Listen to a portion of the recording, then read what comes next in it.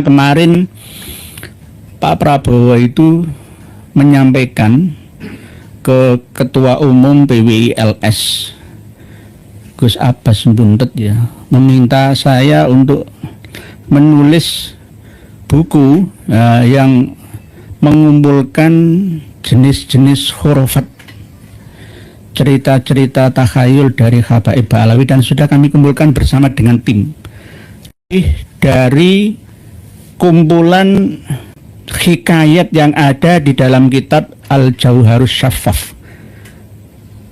Terima kasih yang tak terhingga kepada semuanya yang telah menyediakan waktu, tenaga, dan biaya, bahkan rela mengorbankan aktivitasnya demi untuk ngaji bersama via udara malam hari ini.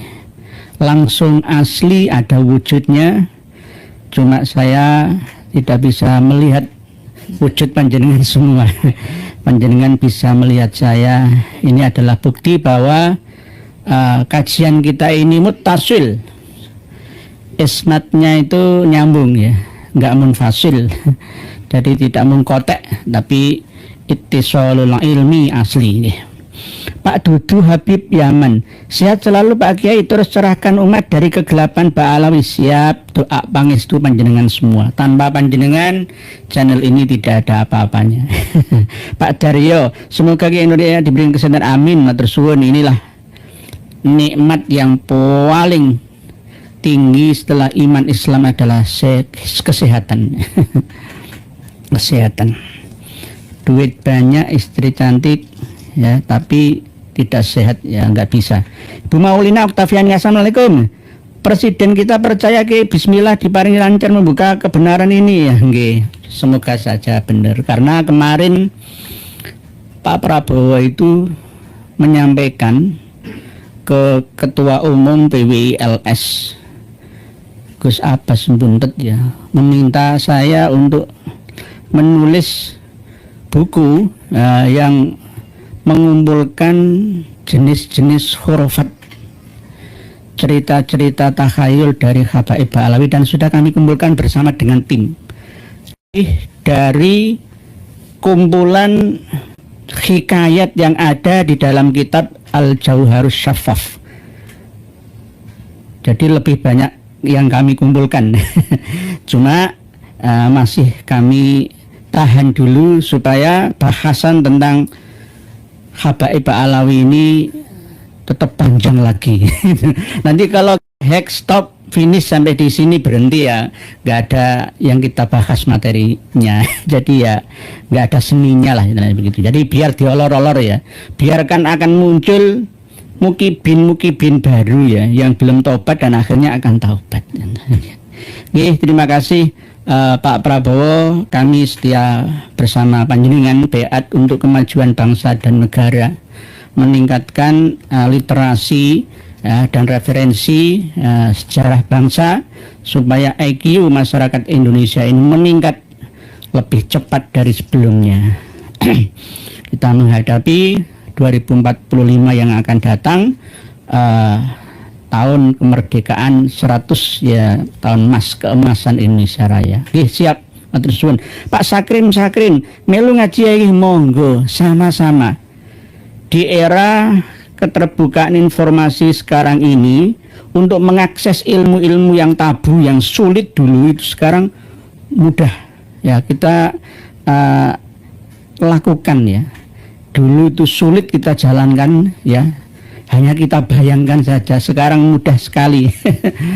Bisa bertanya langsung tanpa melalui admin dulu ya. Biasanya kan harus ada manajer saya yang ngatur, yang enggak, ini langsung. Dinasti Aulia, assalamualaikum dari Rangkas Bitung hadir, siap. Waalaikumsalam. Imam Mahfud, semoga selalu diparingi kesehatan, amin. P.Impi 3, assalamualaikum Pak Yai, semoga sampean selalu sehat, amin. Alhamdulillah, doa orang banyak ya, positif itu justru akan mengenal langsung. Sampai kah? Sampai. Berarti kalau ada orang yang bertanya, apakah mendoakan orang yang meninggal dunia itu sampai? Ya sampai. Sampai, asalkan ya objek tujuannya itu alamatnya jelas ya. paketan jelas yang menerima siapa, kontak personnya siapa, namanya siapa, jelas. Oke. Lah, orang yang meninggal itu bisa dianalogikan dengan orang yang masih hidup. Kalau kita mendoakan buruk, ya akan merasa tersinggung orang yang kita doakan buruk itu. Sebaliknya, mendoakan baik, ya, orang yang menerima doa baik itu akan merasa senang, lalu ada timbalnya, timbal balik. Jadi sama-sama nggih, amin, terus sama-sama. Imam Hambali, gaspol Pak Kiai, rem blong. Jangan rem blong nanti nabrak-nabrak.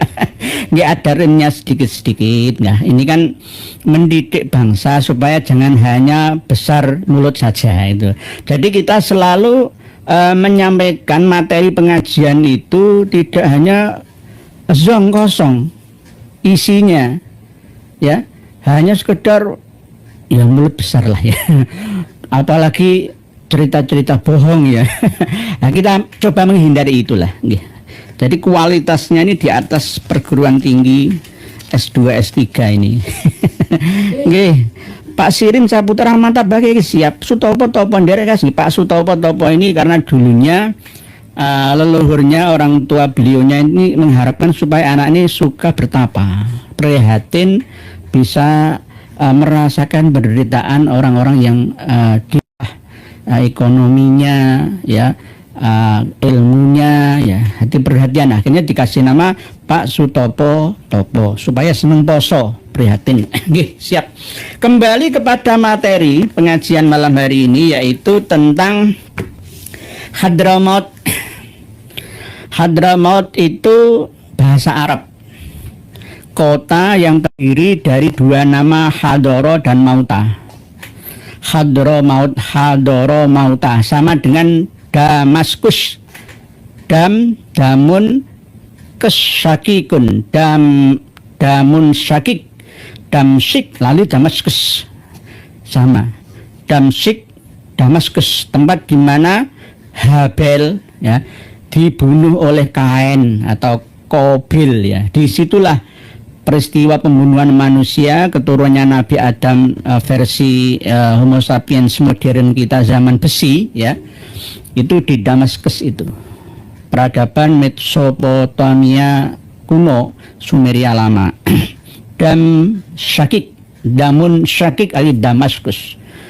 Lah ini Hadara Mauta, gara-gara ada seorang pemimpin dari marga Arab kuno, Kohton, ya, Amir bin Kohton, seorang ahli strategi perang yang apabila ada orang menantang atau ada peperangan yang dipimpin olehnya itu pasti darah akan mengalir, stornyowo, hadir mati. Hadara Mauta. Ya, ini versinya macam-macam, banyak sekali versi-versi itu. Ada yang mengatakan Hadramaut itu sendiri adalah nama orang dari kabilah-kabilah di Kindi atau kabilah-kabilah Kahtani, kabilah Himyari dan lain sebagainya. Hadara Mauta. Ada yang mengatakan ketika pengikutnya Nabi Soleh setelah peristiwa bencana, ya, besar yang melanda itu, kaum Ad dengan kaum Samud itu, ya, akhirnya selamat hadir di kota itu untuk meramaikan tempat yang ditempatinya, lalu hadir lalu mati, hadir mati, ada beberapa orang yang mati di situ, akhirnya dikasih nama Hadramaut. Ini menjadi kebanggaan orang-orang yang leluhurnya berasal dari sana, baik yang ada di Indonesia dari galur atau jalur Ba'alawi ataupun non Ba'alawi, karena leluhurnya itu berasal dari sana, Hadramaut. Sehingga saking cintanya mereka terhadap asal-usul daerahnya, kelahiran nenek moyangnya, mereka selalu membanggakannya di sini. Hadramaut, Hadramaut, Hadramaut, Al-Hadrami. Sehingga Kang Nas Rizik Syihab ini pernah berkata, lisan yang paling fasih membaca Al-Quran sedunia itu adalah dari Hadramaut. Dengan lihat bacaan Qurannya Mas Umar bin Hafid kayak apa, ya kayak gitu. Masa itu bacaan Imam Hafiz, Imam Qaulun, nggak mungkin ya, nggak ada. Justru lebih fasihan orang-orang Indonesia ini. Di sana itu khususnya Pak Alawi hanya fasih misuhnya. Takbir, fasih misuhnya saja. Kalau baca Quran ya kurang fasih. Jangan ikuti saja lah. Dibandingkan dengan Sayyid Zulfikar Asy-Syaibani Al-Idrisi Al-Hasani dengan Kang Mas Umar bin Hafid At-Tarimi Darul Mustafa, ya nggak ada apa-apanya. Ya lebih fasihan Sayyid Zul. Nggak ada apa-apanya. Kadang-kadang membanggakan diri secara berlebihan tidak sesuai dengan kenyataan gitu. Pak Ahmad, Tuban, Jawa Timur, hadir ya, siap. Nah, Tuban itu berasal dari, ada yang mengatakan watu tiban, ada yang mengatakan metu banyu, ya sama. Asal usul asbabul wurud, asbabun nuzul, segala sesuatu itu bisa diurai dari sisi etimologi dan etnologinya. Tuban metu banyu, ya, atau tuban watu tiban, ya macam-macam, ya macam-macam. Bonang akhirnya menelurkan nama alat musik yang bernama bonang kembul itu. Nggih. Dancing and Moon. Assalamualaikum warahmatullahi semuanya. Waalaikumsalam. Wali Songo J1. Apakah mungkin Pak Alawi turunan Qabil kali ya? Wallahu a'lam bishawab, ya.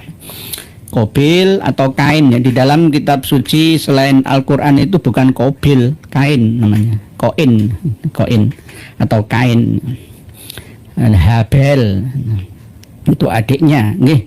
Pak Ahmad Tuban dari Pak Ahmad Sudirman Habib Pak Alawi Segawon itu apa ya? Kayak geracan gitu ya, kayak beruang gitu ya, segawon ya. Segawan itu ya pokoknya hewan yang nyokotan lah, itu gampang sering mencelakai orang. Ahmad Sudirman Bahar baca kitab dari kiri ke kanan mungkin kitab Latin.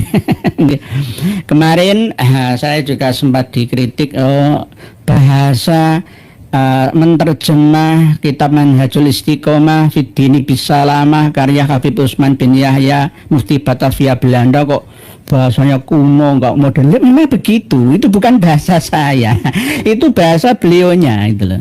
Sama seperti bahasanya Bung Karno, kalau pidato coba jenengan ikuti kan masih ada rekamannya, baik video atau audionya. Bahasanya kayak apa? Ya masih bahasa-bahasa kuno.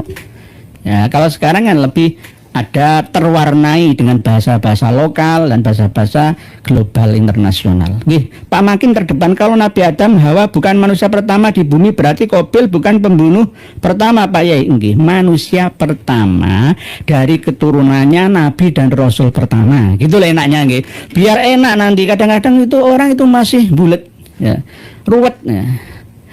Sulit dan rumit dalam menerima penjelasan kita gitu. Nanti biar begitu nggih. Pembunuhan pertama bukan berasal dari Qabil membunuh Habil saja, tidak, tetapi yang terabadikan di dalam kitab suci Samawi itu yaitu Qabil dan Habil. Daripada nanti ditelusuri Nabi Adam yang 7.760 tahun atau 7.670 tahun yang lalu itu nanti ditelusuri sampai seterusnya, nggak ada hentinya. Sama dengan antara telur dengan ayam ini duluan mana kan itu, nggak ada titik finishnya gitu loh. Lebih bagus manusia pertama gitu saja menurut bahasa agama-agama Abrahamik keturunan Nabi Ibrahim yang meliputi 4 kitab suci, Taurat, Zabur, Injil, Al-Quran. Itu dari keturunan Nabi Ibrahim semua. Abram, Ibrahim gitu.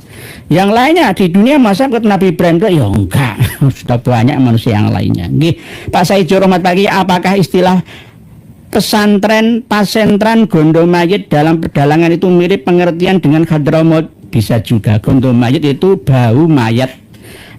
Pasetran, gondo mayit, Hadramaut ya hampir ada hubungan, ada sambungannya nggih, Pak Saijo Rahmat. Pak Saijo, apakah orang Jawa sudah punya keyakinan sebelum ada 5 agama masuk Jawa? Sudah, Pak Warsita Wijaya. Pak Warsita Wijaya ini pemerhati Jamaah Tabligh atau JT ya, yang pusatnya sekarang di Magetan ya, di mana itu yang kemarin itu ya, kawan-kawan kita mengadakan seminar itu ya di Temboro ya, Pak Warsita Wijaya nggih.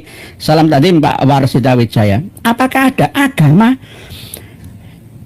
bukan samawi nggih. Orang mengatakan arodi, agama hasil produk manusia yang ada di bumi, tapi intinya semua hakikatnya sama dari ilahi. Cuma lebih menang keturunan Nabi Adam daripada keturunan selain Nabi Adam versi bangsa-bangsa dari timur bumi, termasuk Indi atau Indonesia atau India, Jepang, Korea, China, dan sebagian warga Papua, Melanesia. Ya, sudah ada sejak dulu. Karena dulu itu manusia berpikir, masa hidup kayak hewan, meninggal dunia terus nggak ada urusan. Akhirnya berpikir, oh ternyata ada kehidupan lain. Manusia itu ada jasadiahnya, ada ruhaniyahnya. Terus kalau jasad ini musnah, sirna, terus ruhaniyahnya kemana? Itu sudah dipikirkan dulu oleh umat manusia. Tidak hanya mikir bertahan hidup saja dengan cara membuat alat-alat untuk penunjang kehidupan mereka. Tidak. Tapi berpikir secara rohaniyah. Karena sudah ada hubungan dengan makhluk yang tak kasat mata. Makhluk dimensi 4. Jin, setan, peri-perayangan, siluman, dan lainnya. Sudah ada sejak dulu itu. Sehingga banyak di antara manusia yang bekerja sama dengan mereka untuk bisa bertahan hidup dan menguasai dunia dengan kesaktiannya, dengan insting keilmuan bisikan dari dimensi 4. Karena memang dulu tidak ada dan belum ada dimensi 3. Yang ada itu yang menguasai bumi ini dimensi 4 jin itu. Gus Haji Jazuli SMA. Assalamualaikum ya, semoga sehat dohir batin, amin matur suwun. Gus Haji Jazuli ini termasuk orang alim yang sederhana. Saya sering bertanya kepada beliaunya. Jujur, saya mendapatkan kitab Al-Fatawa Al-Hadisiyah dari beliaunya. Tapi saya serius, kitab yang dikirimkan secara PDF, filenya saya akan print out karena kesungguhan saya dalam menghargai ilmu. Semua kiai yang ada di Indonesia harus punya kitab Al-Fatawa Al-Hadisiyah karya dari Imam Ibnu Hajar Al-Haytami, Madhab Syafi'i. Kalau kiai belum punya ini, ya minta ke saya. Nanti insya Allah kita kupas, ya. Ini berkat dari guru-guru saya juga, beliaunya Tuan Guru Gus Aziz Jazuli LCMH, alumni Al-Ahqaf University sana. Guru-guru beliaunya berasal dari Ba'alawi, tapi beliau mau mengkritisi karena nggak mau taklid buta. Itulah beliaunya ya. Inilah yang patut kita contoh bersama. Terima kasih Gus Aziz Jazuli LCMH. Terima kasih matur suwun, jazakallah khair. Pak Bu Azmi, saya percaya 100% Pak Yai kalau Hadramaut adalah salah satu tempat paling buruk di bumi. Nggih. Hadramaut paling buruk di bumi itu bukan saya yang mengatakan. Nanti atas dasar kebencian enggak. Imam Ibnu Hajar dalam Al-Fatawa Al-Hadisiyahnya mengatakan, menuliskan seperti itu. Tidak hanya beliaunya, hadis Kanjeng Nabi sendiri juga ya pernah mengatakan seperti itu. Bahkan sahabat Ibnu Umar, Abdullah bin Umar, Abu Dzar, semuanya banyak yang mengatakan. Lah ini bentuknya Fatwa Al-Hadisiyah. Kitab ini pernah difitnah oleh pengarang kitab Al-Manhajus Sawi dari Ba'alawi, yaitu Habib Zain bin Ibrahim bin Sumit. Katanya Ibnu Hajar Al-Haytami saja mengisbat Ba'alawi dan mengatakan 70 orang selain Syarif itu tetap kalah dengan satu orang syahid yang bodoh. Padahal nggak ada. Bagi orang yang tidak memiliki kitab karya penting fatwanya Ibnu Hajar Al-Haytami seperti ini, ya akan mudah dikibuli, percaya begitu saja tanpa melakukan penelitian, tracking, penelusuran. Akhirnya harus percaya wae. Padahal Al-Manhajus Sawi ini sama seperti kitab-kitab karya leluhurnya, sama saja mengatakan katanya Syekh Ahmad bin Abdul Latif Asy-Syirji Az-Zabidi mengatakan ini, padahal tidak. Padahal tidak. Itu sudah menjadi kebiasaan.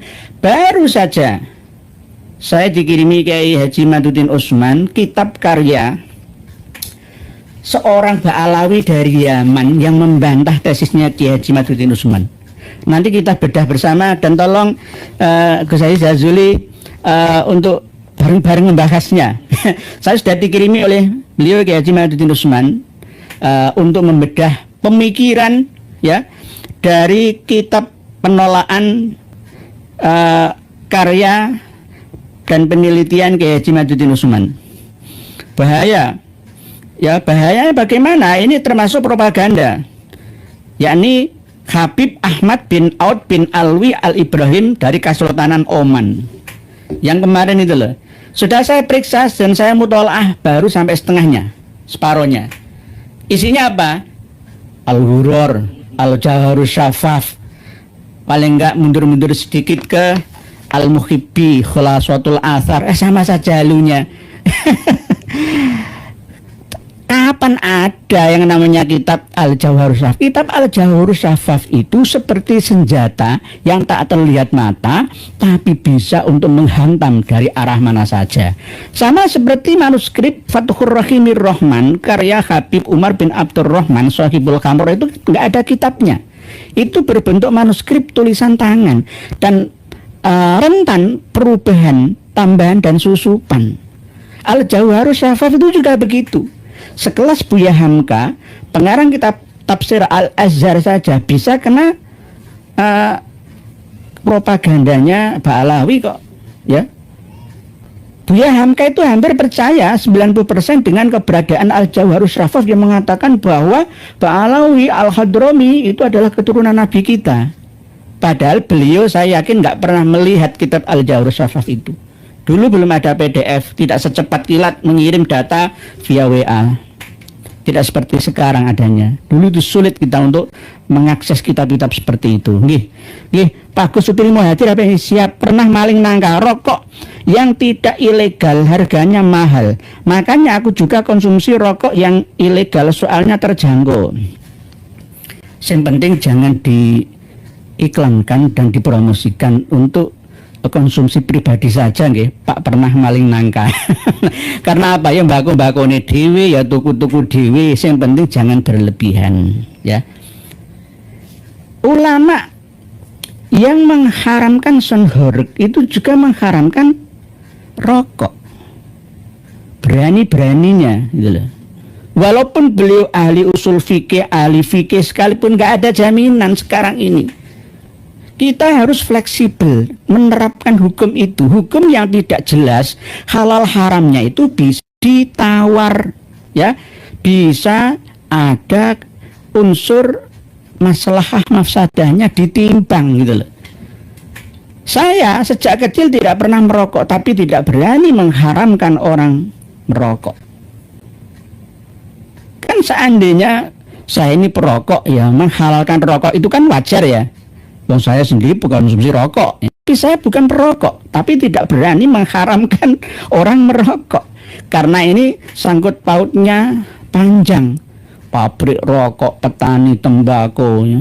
Di Pamekasan itu ada Bos Heri itu malah kaya raya gara-gara tembakau dari Pamekasan, Sampang, Bangkalan, Sumeneb dikumpulkan di sana. ya inilah pentingnya kita ya untuk berwawasan. Hidup kita tidak hidup 100 tahun yang lalu, kita hidup 100 tahun yang sekarang gitu. Harus visioner ke depan 100 tahun yang akan datang. Pak Ahmad Sudirman, Habib Aziz besok bareng aja Habib Nur ya. Semua Habib wabe. Semua Habib wabe ya Habibi ya Habibi. Jadi kalau Habibi secara etimologi itu nggak apa-apa, kasihku ya. Mahbubataka, kekasihku yang aku cinta, ini nggak apa-apa. Tapi kalau untuk Al-Habib ya Pak Alawi menyamakan dengan As-Sayyid dan As-Syarif gitu. Kembali ke kitab Fatawa Al-Hadisiyah, pengarangnya adalah Imam Ibnu Hajar Al-Haytami Al-Makki abad 10 Hijri. Ada bahasan tentang rohnya para nabi itu berada di tingkatan tertinggi dimensinya. Nah, ini kita bahas sesuai dengan pemahaman terkini supaya tidak sulit dipahami. Dan arwahnya, rohnya orang-orang yang meninggal dunia membela agama Tuhannya, ya berjuang membela agama, mati syahid ya, itu berada di paruh burung yang terbang, burungnya warnanya hijau. Nah, itu bagaimana? Ini bagaimana ceritanya? Kok bisa seperti ini? Harus kita ilmiahkan bersama. Wa amma ghairuhum fa fi tafsilun wa ikhtilafun. Adapun rohnya selain para nabi, para syahid, itu ada tafsil, ya. Tergantung ya kondisinya seperti apa dan ada khilaf perbedaan pendapat. Nah, wa dzakara Ibnu Rajab halaman 6 Fatawa Al-Hadisiyah. Nanti sesuaikan dengan kitab-kitab pendukung lainnya. Intinya saya hanya membaca pada poinnya saja supaya tidak melebar panjang bahasanya. Ibnu Abdil Bar ini juga perawi hadis. Anna arwaha ghairi syuhada, sesungguhnya rohnya selain orang yang mati syahid itu berada di pinggiran kuburan, ya, bisa kemana saja datang dan pergi. Ini selain arwahnya orang yang mati syahid loh. Kalau orang yang mati syahid itu arwahnya bisa kemana saja tapi di dimensi tertinggi. Apakah bisa berbentuk burung atau apa, ya Allahu a'lam. Inilah rahasia misteri dunia, baik dimensi 3, 5, 6, 7, 8 sampai 9-nya, bahkan bisa meningkat lagi dimensi-dimensi itu. Langit itu patokannya itu lapis 7, tetapi ada langit-langit yang lainnya yang hanya Allah sendiri yang mengetahuinya. Cuma kita harus mampu memahami, ya, dan menguasai pemahaman tentang sama'ud dunia minimalnya gitu. Dimensi 1 sampai dimensi 9-nya. Langitnya langit ke-7 hitungannya. Nah, bagaimana ceritanya orang yang mati itu? Ya macam-macam. Setelah meninggalkan raga, orang meninggal dunia, selain di dalam tidurnya, Allah yatawaffal anfusa hina mautiha, itu berada di mana? Kemarin sempat saya sampaikan kitab Durratun Nasihin, walaupun tidak semua hadisnya itu sahih, ada yang dhaif, ada yang maudhu, tetapi ini ngendikane sahabat Abu Bakar As-Siddiq. Lah, kan bukan Nabi yang ngendiko, ya sahabat itu kan ya pesan dari Rasulullah kan jelas. Ashabi kan nujumi bi ayyihim iqtadaitum ihtadaitum. Sahabatku itu laksana bintang-bintang di langit. Dengan siapa kalian menjadikan mereka sahabat itu sebagai panutannya, maka kamu akan atau kalian akan mendapatkan petunjuk dari Allah Ta'ala. Jadi jangan remehkan pendapatnya sahabat, karena fa'alaikum bisunnati wa sunnatil khulafair rasyidin al-mahdiyyin, itu sama seperti hadis sahih yang ada dimaktub dalam kitab Arba'in Nawawiyah bab yang ke-28 itu, hadis yang ke-28 itu juga begitu, bahwa sahabat, ya, walaupun cerita khobar hadisnya itu bukan hadis yang sampai marfu' muttasil sampai kanjeng Nabi kita, itu bisa dijadikan sebagai pegangan. Sama seperti pendapatnya sahabat Umar bin Khattab yang mengadakan sholat tarawih secara berjamaah sebagai bukti dari syiar Islam. Pada zaman Rasulullah nggak ada yang namanya sholat tarawih, ya, nggak ada. Mesti sholat tarawih ada tapi tidak disiarkan seperti halnya pada zaman Khalifah Umar gitu. Jadi apakah boleh mengikuti? Ya itu tadi, fa'alaikum bisunnati wa sunnatil khulafair rasyidin al-mahdiyyin. Nah, ini Durratun Nasihin halaman 120. Halaman 120. Atas sendiri, Mas. Su'ila Abu Bakar radhiyallahu anhu anil arwah. Sahabat Abu Bakar As-Siddiq ditanya tentang roh atau arwah. Khina takhruju minal ajsad aina tadhhab? Ketika keluar dari jasad alias meninggal dunia, kemana perginya? Qala, sahabat Abu Bakar menjawab, sirfi sab'ati mawadhi'a, di 7 tempat. Jadi tergantung. Amma arwahul anbiya wal mursalin famaqarruha jannatu adn. Nah, jannatu adn itu mana ya? Orang-orang dulu di bagian barat bumi kita ini mengatakan surga Aden itu di timur mana ya, Indonesia ini, iklim tropis ya. Di Nusantara ini banyak emas, perak ya, menyan, kapur, semuanya ada di sini di Nusantara ini. Lah terus Jannatu Aden itu di mana ya? Kalau menurut orang-orang Timur Tengah, Jannatu Aden itu ya di antara peradaban Mesopotamia, Assyria, dan Sumeria kuno yang dialiri oleh 4 sungai, Gihon, Sehon, Eufrat, dan Tigris. Kalau untuk peradaban Mesir kuno, Nil ya. Berarti di dalam kitab karya ulama Timur Tengah sana belum mengenal Brantas ya, Kapuas, Batanghari, Musi, Citarum, Bengawan Solo, Brantas belum kenal. Belum. Ya karena memang enggak tempatnya. Oleh sebab itu harus ada penerjemah, pembawa pemahaman inti menuju ke peluasan universal tentang agama Islam itu. Oke. Jadi kembali kepada arwahnya ketika Nabi meninggal dunia dan Rasul ya, itu tempatnya di Jannatu Aden, di surga atau hutan-hutan yang indah ya, yang tenang ya, tidak berisik ya. Kalau di Himalaya ya di daerah Kashmir ya, di antara pegunungan-pegunungan yang udaranya bersih ya, airnya juga banyak kandungan mineralnya. Nah, itu Jannatu Aden. Wa amma arwahul ulama famaqarwa Jannatul Firdaus. Kalau ada ulama, orang alim, ya jangan hanya ahli agama, ulama amilin saja ya, tidak ya. Termasuk diantaranya adalah ilmuwan-ilmuwan yang dengan ilmunya dia mendekatkan diri kepada Tuhan, menyerah kepada kekuasaan Tuhan, itu namanya ulama. Adapun arwahnya ulama itu tempatnya setelah keluar dari jasadnya, badannya itu berada di hutan-hutan Firdaus. Ilahi lastulil firdausi ahla wala aqwa ala naril jahimi. Ini yang kedua. Yang ketiga, wa amma arwahus su'ada famakura jannatu ilin. Nah, ini arwah atau rohnya orang-orang yang beruntung ya, ahli beribadah, ahli ya filsafah ya, sudah mutmainnah ya. Tempatnya itu di Jannat Iliyin ya. Iliyin itu tempat yang tinggi ya, pegunungan-pegunungan itu. Jadi kalau orang dulu ya, sebelum adanya ajaran agama Samawi Abrahamik itu, di Nusantara sudah mengenal bahwa orang yang meninggal dunia itu nyawanya, rohnya, jiwanya akan dikumpulkan di satu tempat ya, mungkin di gunung-gunung yang tinggi itu.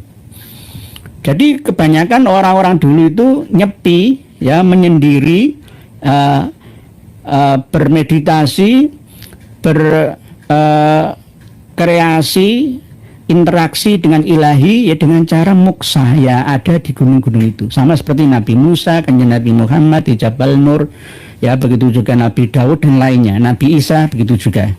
Jadi tempatnya itu di hutan-hutan yang tinggi. Wa amma arwahus syuhada fatatiru mislut tuyur fil jannah haitsu sya'at. Jadi arwahnya orang-orang yang mati syahid, misalkan perang melawan musuh yang akan menghinakan, menghancurkan agama misalkan. Nah, ini bagaimana ceritanya, kemana arwahnya? Misalkan seperti arwahnya kawan-kawan kita ya 57 sampai 58 ribu itu yang meninggal dunia di Gaza dalam perang beberapa tahun ini ya, belum lagi yang lukanya ya. Kalau di total saya pernah menyampaikan antara 80 ribuan ya. Itu kemana setelah meninggal dunianya? Ya tidak di tempat yang jauh dari situ. Mohon maaf, ini perlu kajian bersama. Wis anggapan sama-sama butanya. Ini hanya meraba-raba sesuai dengan asumsi interpretasi ijtihad kita, sesuai dengan data. Sekali lagi tetap kita tidak jauh dari tali data gitu. Bahwa orang-orang yang mati syahid itu nyawanya atau rohnya itu terbang kemana-mana, seperti burung-burung yang ada di jantan atau taman atau di hutan, ya, bebas kemana-mana. Ada cerita dulu itu kan Rama pacarnya Sinta, ya mau berburu, mau membunuh Kijang, padahal Kijang itu jelmaan dari ini kan ceritanya seperti itu. Nah, ini hampir sama ya, seperti Dharma ya, Brahma Kumbara ya, dan sebagainya. Bahkan Sultan Solo dan Jogja itu ya seneng ya berburu Kijang. Kijang itu ada yang kamanusan, ini nanti kita bahas lagi. Ya intinya pokoknya orang yang mati syahid seperti KRT Sumodiningrat misalkan, Pangeran Diponegoro, Tuanku Imam Bonjol, Teuku Umar misalkan. Enggak, meninggalnya itu nyawanya kemana larinya? Nah, kembali ke mana-mana, ke hutan-hutan yang indah. Di Indonesia ini masih banyak ruang, ya, lokasi yang belum terjamah oleh umat manusia. Yang baru dihuni oleh umat manusia di Indonesia ini baru seberapa puluh persennya. Masih banyak yang kosong.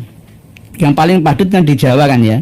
Coba jenengan ke Sumatera, ke Kalimantan, ke Sulawesi, ke Papua, ke Ternate. Ya masih banyak tanah-tanah kosong di sana. Masih banyak hutan-hutan di sana. Oleh sebab itu jika ada cerita di lautan, di hutan, yaitu ada kerajaan-kerajaan, itu bisa kerajaan jin, bisa juga satu tempat dimensi yang dipusatkan ya oleh Allah Ta'ala untuk mengumpulkan roh-roh manusia setempat. Tidak mungkin nyawa manusia Indonesia setelah meninggal dunianya kecuali pas berhaji, pas umroh di sana loh ya, terus dikumpulkan di mahsyarnya nanti di Syam, di Lebanon, di Yordan, di Filistin, Syam. Karena ini bahasanya menyangkut tentang kaidah akidah Ahlus Sunnah wal Jamaah. Pak Subhan Muhammad, Nusron cari masa ke Dulkibin, Imin cari masa ke Dulkimat. Pak Subhan Muhammad nggih. Antara Mas Nusron dan Mas Muhaimin ini kan ya politikus. Oke, semoga saja apa yang disampaikan oleh Kang Mas Muhaimin Iskandar ini benar. Pak Rahmatullah dari nyimak siap. Pak Ribut Setiabudi Magetan nyimak Kiai Nur ya siap. Dulu itu Magetan ya dengan Pati itu sama-sama jadi rebutan. Dulu ceritanya begitu nih. Pak Supatmanto, saya selalu Pak Indonesia, JJ Garok, mending menjual rokok ilegal daripada mencuri uang negara, hak orang lain dikorupsi. Nggih. Janjane ya kalau bisa ya rokok yang bercukai, ya menguntungkan negara juga. Saya pernah ya melihat dan mendengar ya orang-orang yang kaku ya, jumut ya, gaji PNS, gaji pegawai itu haram karena dihasilkan dari pajak rokok, minuman keras, perjudian. Ya, gak karu-karuan gitu ya. Kalau gitu nggak usah hidup di Indonesia. Yang kamu lewati jalan-jalan itu dari cukai rokok, pajak rokok.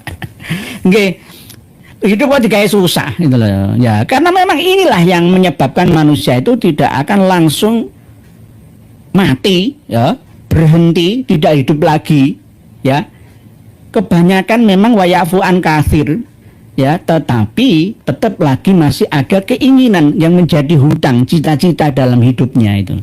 Ini yang membuat manusia itu terus akan hidup selamanya khalidina fi abada, baik di dimensi 3 atau 5, 6 dan seterusnya. Yang penting tidak di dimensinya jin, setan dan siluman sana. Itu berbahaya. Nanti kita bahas lagi. Pak Ahmad Saleh, gue tahu Aakim juga pakai kitab orang NU. Belum ada yang ku tahu mengharamkan rokok. Aakim nggak ngerokok, nggih. Kalau Aakim nggak ngerokok terus menghalalkan rokok ya nggak apa-apa seperti saya kalau begitu, nggih. Saya nggak berani karena jangan sampai mendahului kersane Allah. Gusti Allah ngalalno kalau di ngaramno itu loh. Piye loh? Mendahului Allah itu namanya. Nggih. Pak Suharto, nggih, Pak LPK Bahrul Ilmu Trenggalek hadir nyimak ya nggih, siap. Nggih, Trenggalek mana Bahrul Ulum LPK Lembaga Pendidikan Al-Qur'an, siap. Bu Zenzeta, menurut saya mencuri uang negara itu tidak baik, menjual rokok ilegal juga kurang baik ya nggih, siap. Matur suwun Bu Zenzeta, nggih. Yang penting ada legalitasnya nggih. Tapi Ya ini kadang-kadang saya ingat Bu Senzeta, zamannya Gus Dur jadi presiden itu, alas-alas hutan-hutan itu banyak yang hilang kayunya ya gara-gara yaitu tadi sipil milik namanya. Dulu namanya masih transisi kekuasaan ya, Timur lepas ya, gegeran kasus Madura Dayak di Kalimantan sana sampai sampit ya, terus banyak kayu-kayu itu yang hilang. Kalau sekarang ya nggak boleh, ya tetap haram. Walaupun sipih milik itu dalam fikih tidak bisa dipidana. Sama seperti anak yang belum balik mencuri uang bapak ibunya, itu nggak boleh dipidana, nggak dosa, nggak ada bagian dari miliknya, tanggung jawabnya. Itu tetapi kalau dalam kondisi aman, netral, normal seperti ini nggak boleh mencuri kayu di hutan, ya haram. Nanti kalau saya berani menghalalkan, saya dipidanakan oleh perhutani sana. Dulu pernah zaman Gus Dur itu, hutan-hutan itu banyak yang hilang kayunya, yang besar-besar, yang kecil-kecil yang enggak. Itu karena sipih milik. Kembali ke bahasan kitab Durratun Nasin yang nyambung ke Fatawa Al-Hadisiyah karya dari Imam Ibnu Hajar Al-Haytami Al-Makki Asy-Syafi'i. Bahwa rohnya, jiwanya, nyawanya, arwahnya orang-orang yang beruntung ya itu berada di Jannat Iliyin. Orang-orang yang mati syahid itu seperti burung-burung yang terbang kemana saja.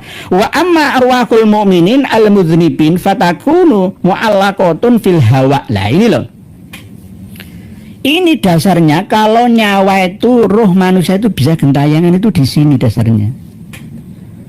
Secara teori nggak ada roh manusia gentayangan itu, ya teorinya nggak ada, prakteknya ada. Buktinya ini, adapun arwahnya orang-orang yang beriman tapi berdosa, maka arwahnya tersebut digantung ya di atas angin ya, tidak di bumi, tidak di langit ila yaumil qiyamah. Wa amma arwahul mu'minina al-mudznibina fatakunu mu'allaqatun fil hawa'i la fil ardi wala fis sama'i ila yaumil qiyamati. Lah, ila yaumil qiyamati ini bagaimana? Apakah menunggu hari kiamat global total internasional? Enggak. Kembali ke bahasan tentang kiamat. Kiamat itu bangkit, bukan hancur. Ada 27 nama lain dari kiamat sesuai dengan fungsinya masing-masing ketika menyertai kalimat sebelum dan sesudahnya. Tergantung ya, bisa yaumiddin, yaumul ba'ats, bisa yaumun la yanfa'un wala banun, ya bisa as-sa'ah, al-qari'ah, al-haqqah, al-waqi'ah, dan seterusnya, tergantung. Lah, kalau kiamat itu sendiri adalah kebangkitan jiwa yang lama menggunakan raga yang baru, di mana dia berada dilahirkan di dunia manusia, namun dengan ruang lingkup yang berbeda dari sebelumnya. Mohon maaf, terkadang manusia yang hidup sekarang lahir menjadi jenis kelamin laki-laki, ketika dia di hari kiamat bisa lahir menjadi jenis kelamin perempuan, tergantung amal perbuatan. Atau sebaliknya, karena arwah itu sifatnya seperti malaikah, tidak ada jenis kelaminnya. Arwah itu tidak ada jenis kelaminnya. Jadi dia itu junudun mujannadah, terbang kemana-mana seperti tentara, diarahkan oleh panglimanya. Siap, gerak, belok kanan, gerak, ya kanan, belok kiri, gerak, nggak akan belok kanan, mau kiri kok. Lurus, jalan, grek, berhenti, istirahat. Lah, ada yang mengarahkan ketika nyawa manusia keluar dari jasadnya. Bagi para orang-orang yang beriman dan pendosa, membunuh orang, korupsi, ya, menipu orang, membawa dana haji, membawa dana umroh umat, ya yo, uang warisan, harta warisan. Dia beriman. Setelah mati diterima oleh Tuhan, oh gak bisa. Inilah dasarnya bahwa arwah itu ada yang